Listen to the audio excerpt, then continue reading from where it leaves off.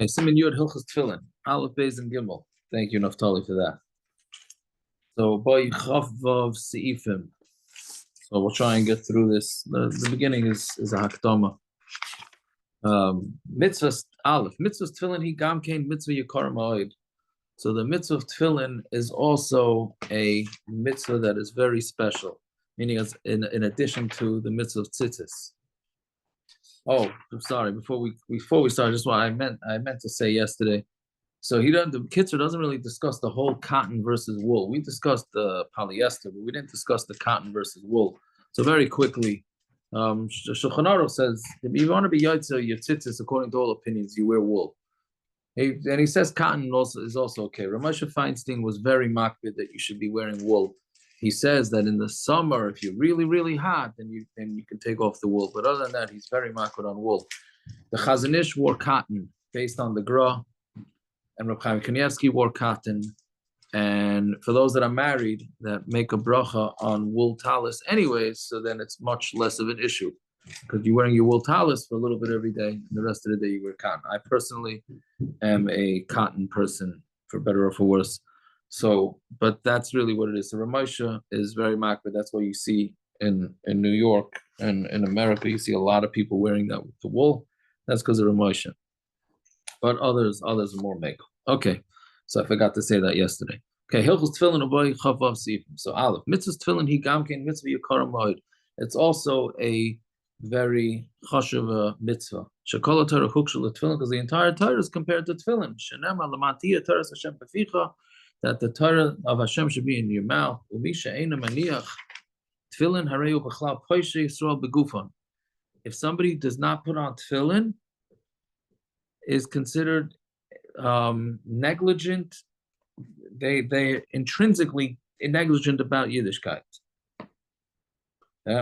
And the Mishnah Berurah brings that even if you're one day you missed tefillin even one day, you consider a pesheya begufan, and that's why if you missed tefillin in the morning, somebody's traveling or you left your tefillin, etc., so you put on tefillin later in the afternoon, and you're not allowed to eat before you put on tefillin.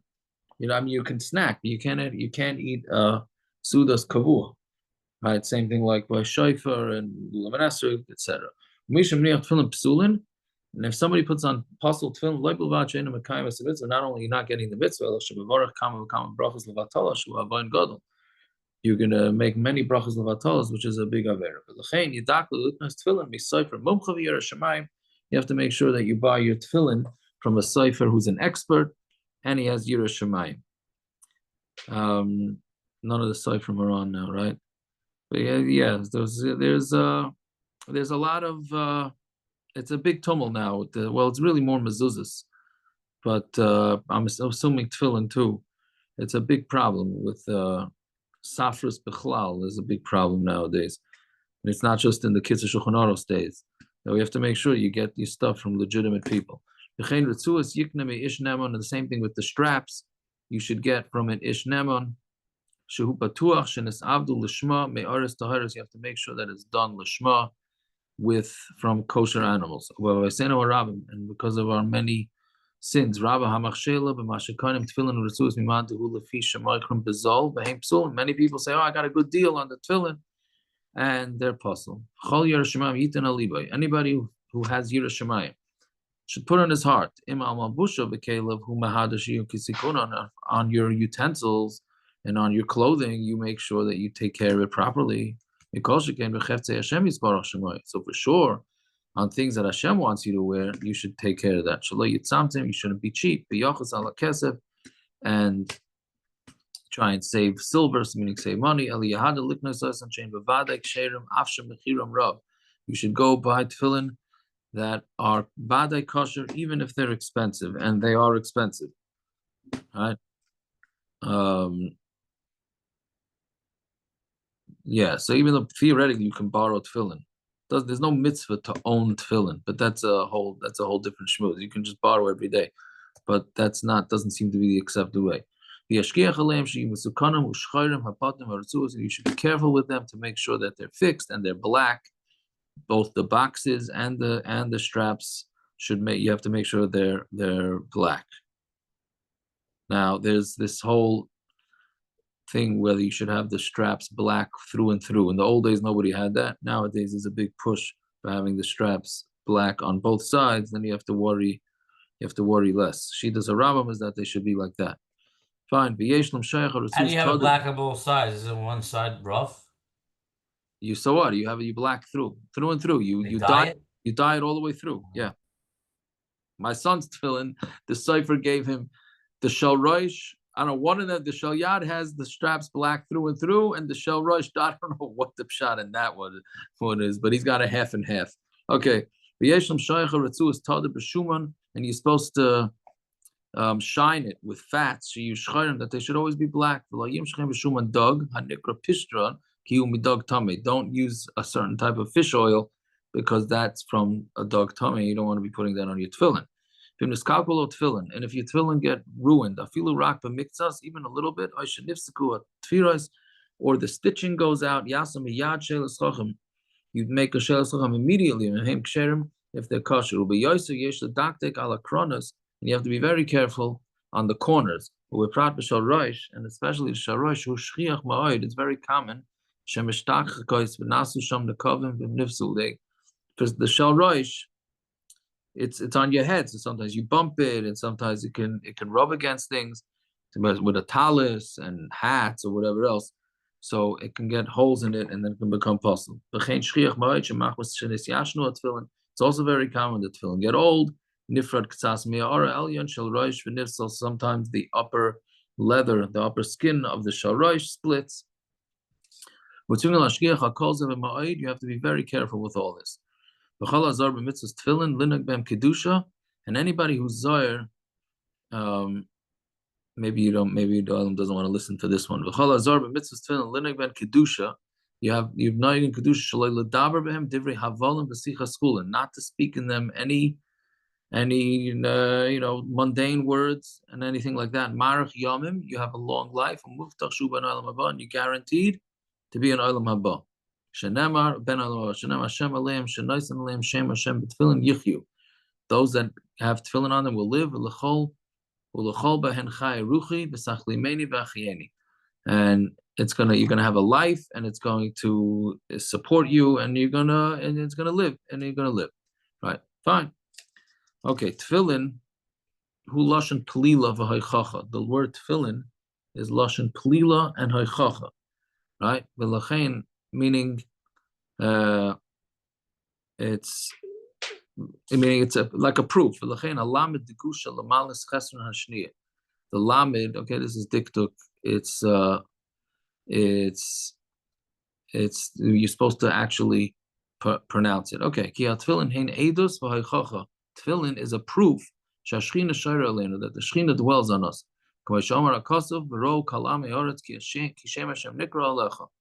The Dosher Rabbi Sena Zechon L'Racha, Elu Tefillin Shabarosh, when it says that everybody's going to say that Yidden have the Shem Hashem on them, they're going to say that's referring to the Tefillin Shabarosh, Yesh Bo Shin Me Hashem Shakai, right? The Tefillin Shabarosh has a shin, which represents Shakai.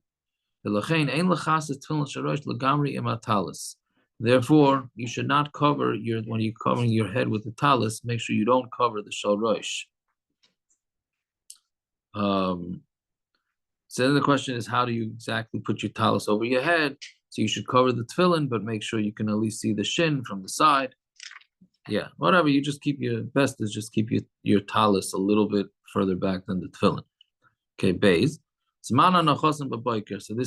was a big issue last week before we changed the clock, and then it's going to come an issue again in another couple of weeks. So what time do you put them on in the morning? When you see your friend who you used to being next to, meaning it has to be somebody who if it's a stranger, of course you're not going to recognize them. And if it's somebody who you're very used to, then you'll recognize him even in the pitch black. It has to be somebody who's like half-half. You know him, but you don't know him so well.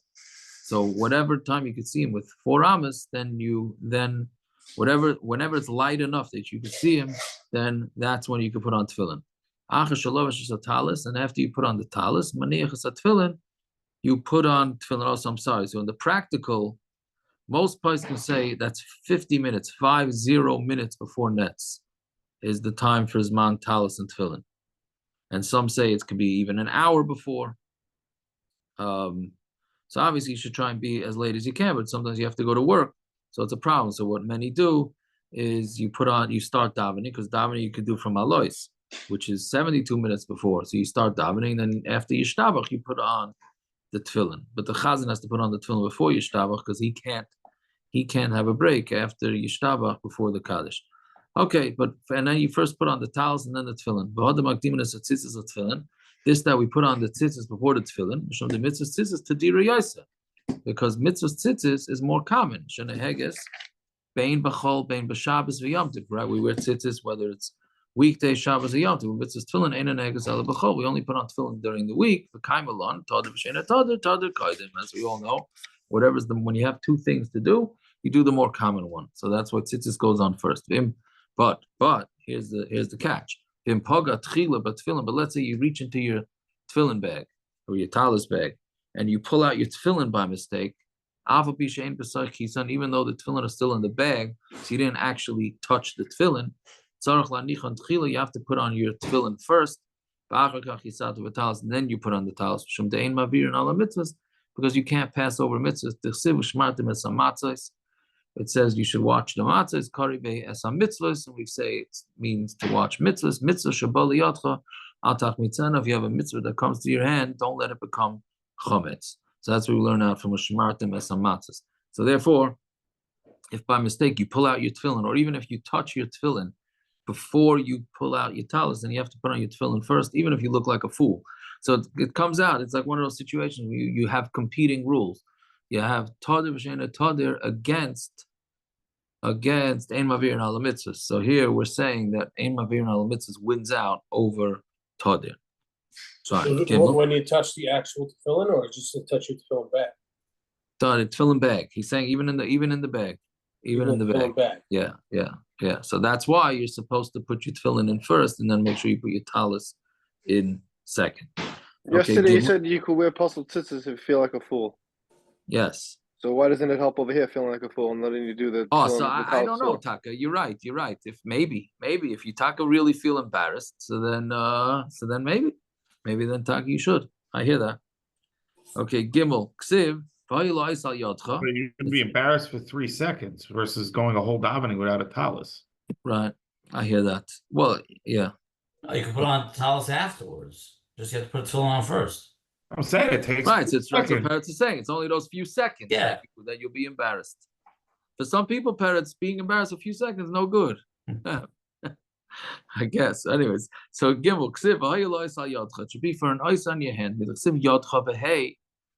Why does it say? Meaning you can have a yodcha without the letter hey. Just within the kudus, you could have a yud dalin and a chaf, and that's going to say yodcha. Why put a hey there? So Darsha Rabbi Seno's Chrono Levracha, Dainu Yod Keha. It has to be your weak hand, zu small, shehit tasha v'keha. You're supposed to put on the tefillin on your weaker hand, right? Because otherwise, really, you should put it on your straw. Everything's supposed to be done with the right. But here we're saying because of the pasuk of the extra hay, it tells you put it on the weak hand. And you put it there. For those that have muscles, you put it there where the basar gets a little higher. It should be placed next to the heart. You put it there. So you put the tefillin, let's say right here, and you lean it a little bit towards the body, so it goes towards the heart. When you turn your hand like this, the tefillin will turn and be keneged liba, will be next to his heart. It says beinei necha.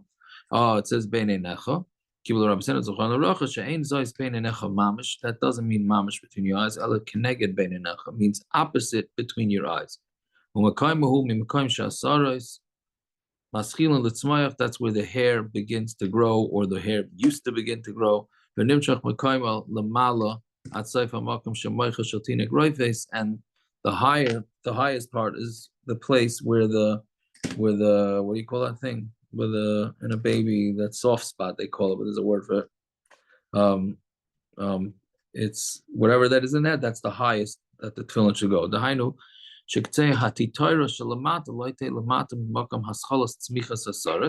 that the titira, that's shalamata, the titira is the base of the box, should not be any lower than the beginning of the hair that grows. Who could say mabarta shalamala, and the end of the mabarta, because the straps of the tefillin go through the upper part, so that part should not be any higher.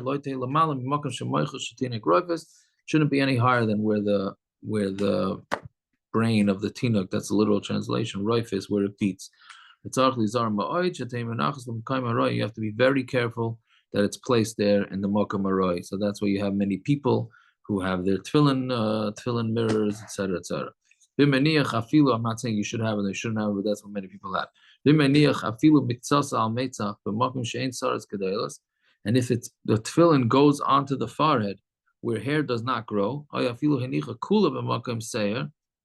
if you put everything further up where there's only hair, and it's on the side, and it's not between the eyes. Like also as a mitzvah, you didn't do the mitzvah of berach levatala, and your bracha is levatala. Now the poskim do say, so what does that mean? Which part has to be between the eyes? The whole tefillin, meaning it has to be dead. It has to be dead center, or as long as the tefillin somehow fit between the eyes. So most poskim say it does not have to be dead center, right?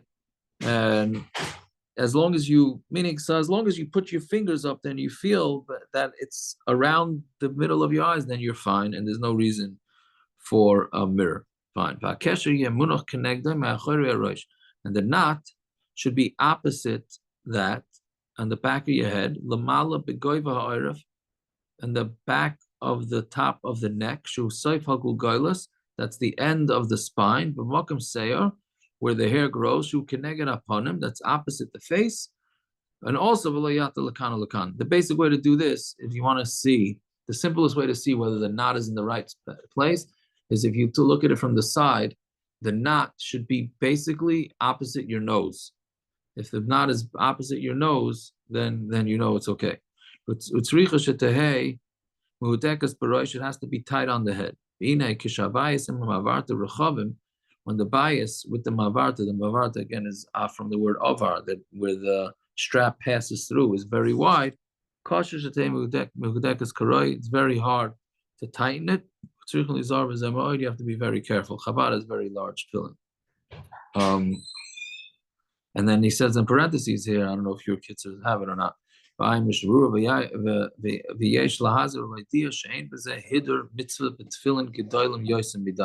is no hiddur mitzvah, meaning a lot of times you have hiddur mitzvah, larger menorah, larger lulav, the poskim say, but there is no hiddur mitzvah to have larger tefillin batim. Maybe if the ksav is easier for the sofer to write, maybe that, but that's not what he says. There's no mitzvah to have large tefillin. Okay, thank you very much. Everybody should have a fine night. Should be matzliach. When do you have to put on tefillin in the day? The whole day?